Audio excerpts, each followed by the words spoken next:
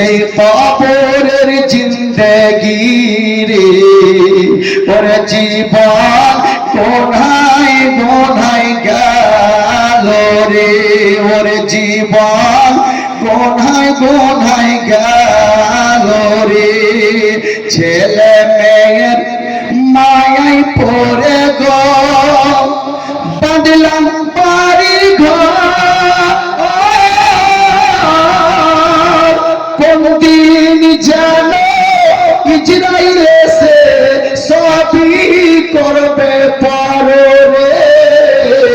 ওরে জীবন কোনায় কোনায় গেল রে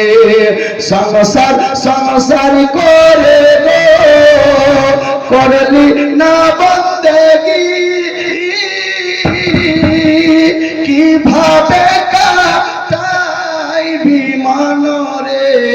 ওই কবরের জিন্দেগি রে ওরে জীবন কোনায় কোনায় গেল রে মুসলমান বাপজিরা গজল পড়ার মতো মাইকের পরিবেশ নাই গলা ফাটছে আর বেরাদার ঈদের পর থেকে চলছে জোরে বলেন বাবারা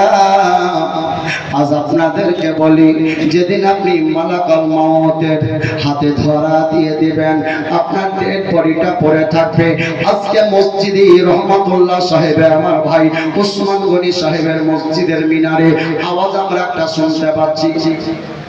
আসসালাতু খায়রুম মিনান নাওম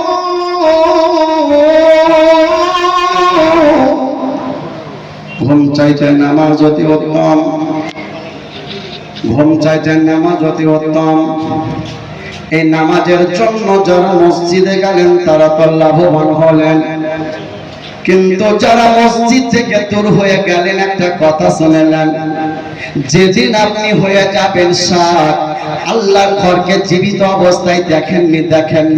কিন্তু যেদিন আপনি হয়ে যাবেন সাত ওই আল্লাহর ঘরের আপনার বাড়িতে আসবে খাট এই বুঝি আসবে না